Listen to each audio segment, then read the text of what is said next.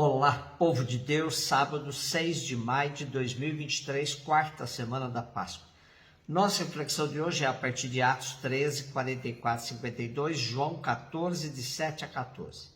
No sábado seguinte, quase toda a cidade se reuniu para ouvir a palavra de Deus. Ao verem aquela multidão, os judeus ficaram cheios de inveja. Então, com muita coragem, Paulo e Barnabé declararam: era preciso anunciar a palavra de Deus primeiro a vós. Mas como a rejeitais e vos considerais indignos da vida eterna, sabei que nós vamos dirigir aos pagãos. Porque esta é a ordem que o Senhor nos deu. Eu te coloquei como luz para as nações, para que leves a salvação até os confins da terra. Os pagãos ficaram muito contentes quando ouviram isso e glorificavam a palavra do Senhor. Todos os que eram destinados à vida eterna abraçaram a fé. Deste modo, a palavra do Senhor espalhava-se por toda a região. Mas os judeus instigaram as mulheres ricas e religiosas, assim como homens influentes da cidade, provocaram uma perseguição contra Paulo e Barnabé e expulsaram-nos do seu território. Então os apóstolos sacudiram contra eles a poeira dos pés e foram para a cidade de Icônio. Os discípulos, porém, ficaram cheios de alegria e do Espírito Santo. Paulo e Barnabé convivem num ambiente cheio de prosélitos, ou seja, convertidos, que convencidos de que o cristianismo é a religião verdadeira, tentam arrastar outros para a sua religião.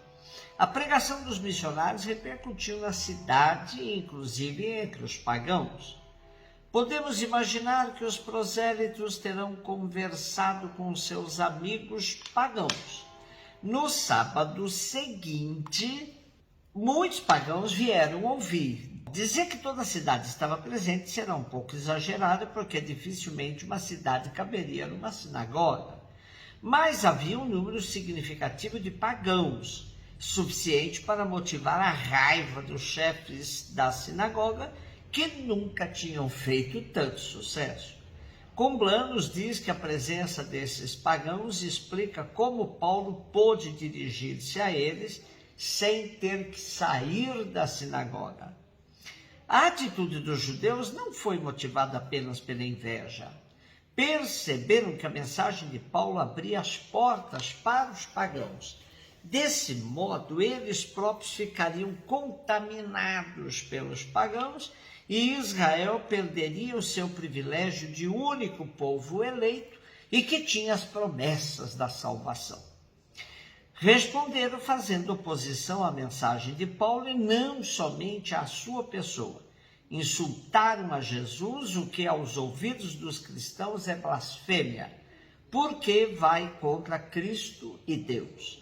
Paulo e Barnabé se enchem de coragem, declaram que se os judeus rejeitam a mensagem, a pregação será dirigida aos pagãos.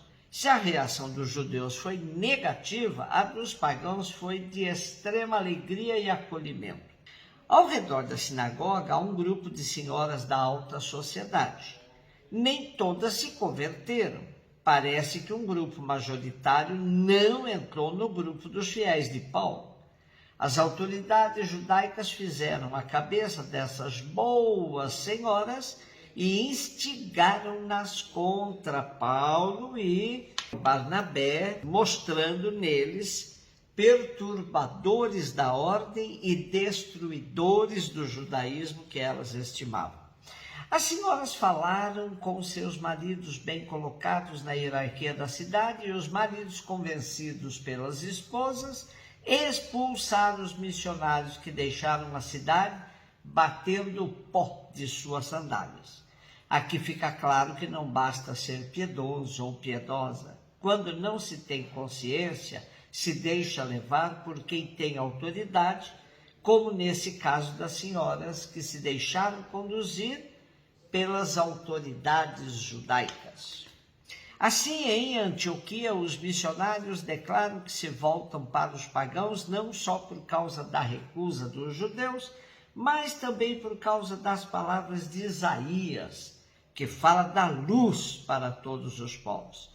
Os cristãos são herdeiros do destino glorioso que estava reservado a Israel, que se tornou incapaz de o realizar, uma vez que recusou Jesus Cristo.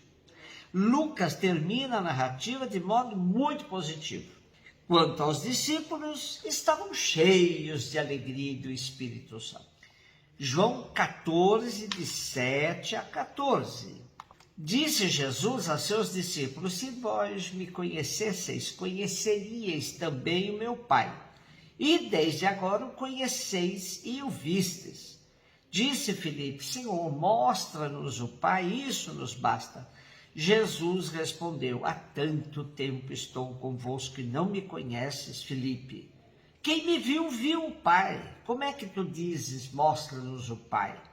Não acreditas que eu estou no Pai e o Pai em mim? As palavras que eu vos digo, não as digo por mim mesmo, mas é o Pai, que permanecendo em mim realiza as suas obras. Acreditai-me, eu estou no Pai e o Pai está em mim. Acreditai ao menos por causa dessas mesmas obras. Em verdade vos digo, quem acredita em mim fará as obras que eu faço, fará ainda maiores do que estas. Pois eu vou para o Pai, e o que pedires em meu nome, eu o realizarei, a fim de que o Pai seja glorificado no Filho. Se pedires algo em meu nome, eu o realizarei. A tentação de ter algum privilégio de poder ver o Pai diretamente, face a face, é própria de quem se sente muito próximo de Jesus, mas não entendeu sua mensagem. Quando Filipe pede a Jesus: Senhor, mostra-nos o Pai, isso nos basta, oferece a Jesus a chance de tornar ainda mais explícita sua íntima relação com o Pai. Jesus, no quarto evangelho, fala frequentemente da sua relação com o Pai, da sua união com Ele, do fato de ter sido enviado por Ele. E esclarecendo essa relação dele com o Pai, revela que os discípulos não souberam reconhecer na presença visível do seu mestre as palavras e obras do Pai. Porque para ver o Pai no Filho é preciso acreditar na união recíproca que existe entre ambos. Só pela fé se reconhece a mútua relação entre o Jesus e o Pai. Por isso, a única coisa que havemos de pedir é a fé, esperando confiadamente nesse dom. Jesus, ao apelar para a fé, apoia os seus ensinamentos em duas razões: a sua autoridade pessoal, tantas vezes experimentada pelos discípulos, e o testemunho das suas obras. A obra de Jesus, inaugurada pela sua missão de revelador, é apenas um começo. Os discípulos hão de continuar a sua missão de salvação, farão obras iguais e mesmo superiores às suas. Jesus quer mesmo dar coragem aos seus e a todos os que hão de acreditar nele, para que se tornem participantes convictos e decididos na sua própria missão. Um beijo no seu coração.